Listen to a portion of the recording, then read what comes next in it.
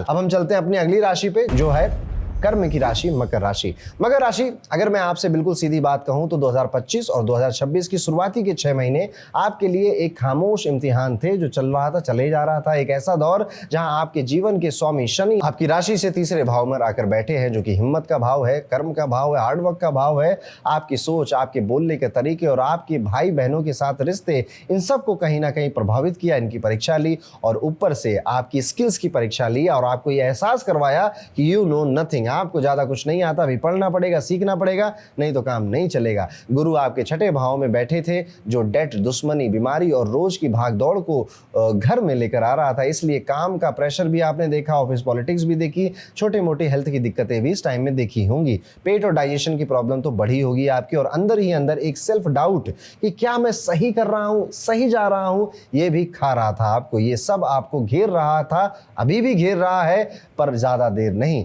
आप जिन लोगों से आप बात करते थे, भरोसा करते थे, आप वो लोग आपको जज करने लग गए, ऐसा आपने फील किया। पर बस अब एक लाइन में हम इसको समझ लेते हैं, 2026 आपको एक तरह से एक क्लैरिटी देने आया था कि देख लो दोस्त, सीखोगे नहीं, अगर कोई स्किल नहीं होगी, अगर कमा नहीं रहे होगे ना, कोई साथ नहीं आएगा।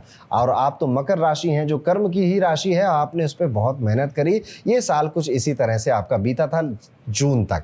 अब कहानी शुरू हो जाती है जुलाई से। कैसा जाएगा जुलाई से दिसंबर का आपका पूरा टाइम पीरियड? चलिए अब धीरे धीरे इसको समझते हैं। सबसे पहले तो कोशिश, बहुत कोशिश कर रहे हैं आप चीज़ों को बदलने की, अपने लिए बेहतर बनाने की, और अपने जो एकदम से वाइल्ड आपके सपने हैं या डिज़ायर हैं, उनको सच बनाने की। इस टाइम पीरियड में आप टेक्नोलॉजी की तरफ भी बहुत जा रहे हैं, टेक्नोलॉजी को सीख रहे हैं और फाइनेंसेस के कुछ नए नए सूत्र सीख रहे हैं। अब आप वो पुराने वाले आदमी नहीं रह गए कि जो एफडी कर देता था। अब आपको कई सारी नई चीज़ें पता चल गई हैं फाइनेंसेस में, जिससे आप अपने धन को भविष्य में आगे बढ़ाने के बारे में सोच रहे हैं। अगर आपके घर में संतान है तो आपने संतान से रिलेटेड गुड न्यूज़ भी आप इसी महीने में एक्सपीरियंस करेंगे। और क्या होगा, आप बहुत ज़्यादा बाहर का भी खाएंगे, जिसको मैं बिल्कुल रिकमेंड नहीं करता हूं, क्योंकि ये आपके डाइजेशन में आपको प्रॉब्लम दे देगा। अगर कोई एलर्जी थी आपकी फूड से रिलेटेड या किसी भी चीज़ से आप एलर्जिक थे, इस टाइम पीरियड में वो एलर्जी भी वापस आ जाती है। आप पाएंगे कि आपका रूटीन कई सारी चुनौतियों के बाद जाकर पूरा हो रहा है। स्पेशली जो रात का रूटीन है आपका, वहाँ पे आप अपने आप को काफ़ी lonely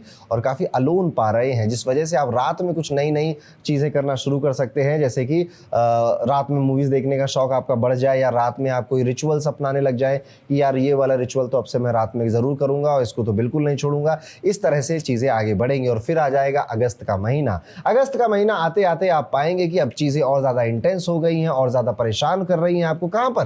career point of view से। जब वो बातें आप अपने घर में आकर कह रहे हैं तो वहाँ पर भी कोई इतना बढ़िया आंसर नहीं दे रहा है जिससे आपकी तबीयत खुश हो जाए। यहाँ पे शनि और राहु आपको मानसिक तौर से काफ़ी परेशान कर रहे हैं, जिस वजह से आप ऐसा फील कर सकते हैं कि यहाँ जहाँ पर भी मैं हूँ, जो भी काम मैं कर रहा हूँ, आई एम नॉट हैप्पी, मैं इसमें बहुत ज़्यादा खुश नहीं हूँ, इसको बदल देना चाहिए, इसको चेंज कर देना चाहिए। इसी टाइम पीरियड में आप अपने ऑफिस से, अपने कलीग से बहुत ज़्यादा कंपटीशन भी फील करने वाले हैं। कॉम्पिटिटिव एक भाव उनके मन में आने वाला है और आप यहाँ पर अपने धन को लेकर बिल्कुल भी खुश नहीं होंगे। धन को लेकर नाखुश से रहेंगे। भले ही आपके पास अच्छा पैसा आ रहा हो, भले ही आपके पास अच्छा धन आ रहा हो, आप पाएंगे कि आपकी वो उतना सेटिस्फेक्शन नहीं है, अब उसके लिए कुछ और करना पड़ेगा। इवन आप पाएंगे कि आप अपने परिवार से भी अब थोड़े से नाखुश नजर आते हैं। भले आप ये बात कह तो नहीं रहे होंगे किसी से, समझा भी नहीं रहे होंगे किसी को, पर वो नाखुशी आपके मन में चलती रहेगी। इसी टाइम पीरियड में आपकी जो ईटिंग हैबिट्स है वो खराब हो रही हैं। जुलाई में भी हो रही थी, यहाँ पर भी हो रही हैं, जो कि आपके लिए बिल्कुल अच्छा नहीं है। इसलिए जो अगस्त का महीना है उसमें बहुत ज़्यादा ध्यान देना है अपने ऊपर, अपनी हेल्थ के ऊपर, अपने इमोशंस के ऊपर। ये वो टाइम पीरियड है जब आप एक प्रॉपर हीलिंग के लिए जा सकते हैं। कोई की हीलर हो, आपका दोस्त हो, आपका यार दोस्त हो, वहाँ पर आप इसको अपने आप को हील कराएं, या फिर किसी एस्ट्रोलॉजर से अपनी कुंडली पढ़ा के अपने जो डाउट्स हैं उनको क्लियर कर लें। फिर आ जाएगा सितंबर का महीना। सितंबर का महीना मैं कहूँगा कि बहुत ज़्यादा अच्छा भी नहीं है, बहुत ज़्यादा खराब भी नहीं, एक एवरेज मंथ है आपके लिए। इस टाइम पीरियड में नए कपड़े आ रहे हैं आपके घर में, आपके मेहमान आ रहे हैं आपके घर में, उसमें आप व्यस्त हैं, बिजी नजर आते हैं। इसी टाइम पीरियड में आप खूब घूमने फिरने, टहलने का, यात्रा का भी प्लान बना रहे हैं। ये बात हुआ घर में बैठे आप चलो कहीं घूमते हैं, फिरते हैं, टहलते हैं। आपके पिताजी की सेहत इस टाइम में थोड़ी सी नासाज हो सकती है, उनका जरूर ध्यान रखिएगा। ओवरऑल ये महीना चीजों को बैलेंस करने में पता नहीं कब शुरू हुआ, पता नहीं कब खत्म हो गया, इसी तरह का आपको फील होगा। फिर अक्टूबर के महीने में आ जाएगा। अक्टूबर में आप पाएंगे कि आपके जो अगर कोई गुरु हैं, कोई टीचर है उनका कॉल आ रहा है, उनसे आपकी बात हो रही है, या फिर आप कुछ नए कोर्सेज में इनरोल कर नए टीचर्स नए गुरुओं के संरक्षण में जा रहे हैं। ये एक गहरा ट्रांसफॉर्मेशन का दौर दिखाता है।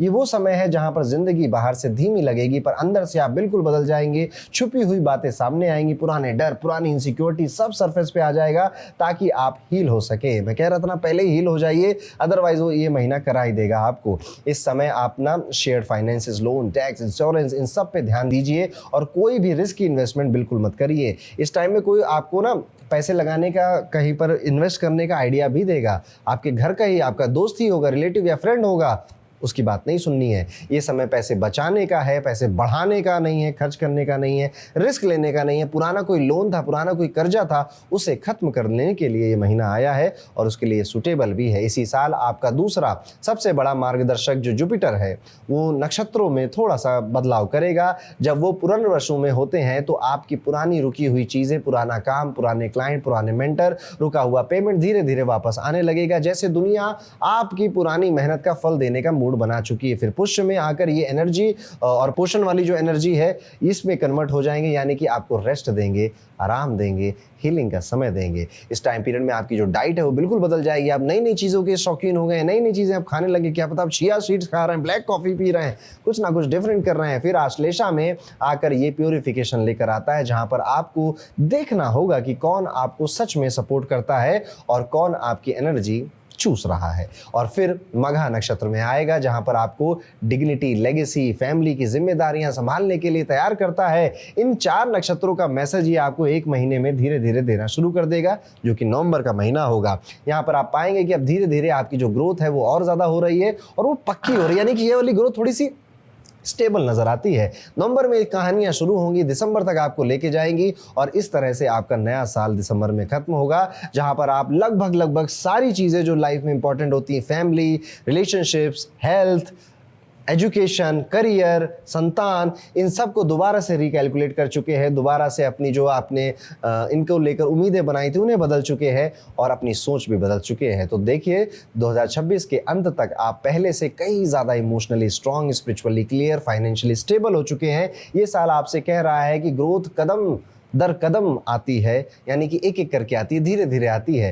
पहले आप पाएंगे कि आपने जो मेहनत करी थी साल में और आपको लग रहा था कुछ सुधार नहीं आ रहा है ना, वो सुधार भी धीरे धीरे आपने एक्सपीरियंस किया, लेकिन उस समय किसी और बाधा में आप फंसे हुए थे, शायद उसको एंजॉय नहीं कर पाया। कुल मिला के अगर आप आज इस बार इंट्रोस्पेक्ट करेंगे या रेट्रोस्पेक्ट करेंगे इस पूरे साल को, तो आप पाएंगे कि इस साल ने किया तो काफ़ी कुछ बेहतर, ऐसा नहीं है कि बेहतर नहीं किया, लेकिन हाँ उसको पूरी तरह से शायद मैंने एंजॉय नहीं किया, उसके लिए पार्टी नहीं दी किसी को, उसके लिए मैंने खुद भी खुश होने का समय नहीं निकाला। परीक्षा लेने वाला साल तो ज़रूर था यहाँ पर।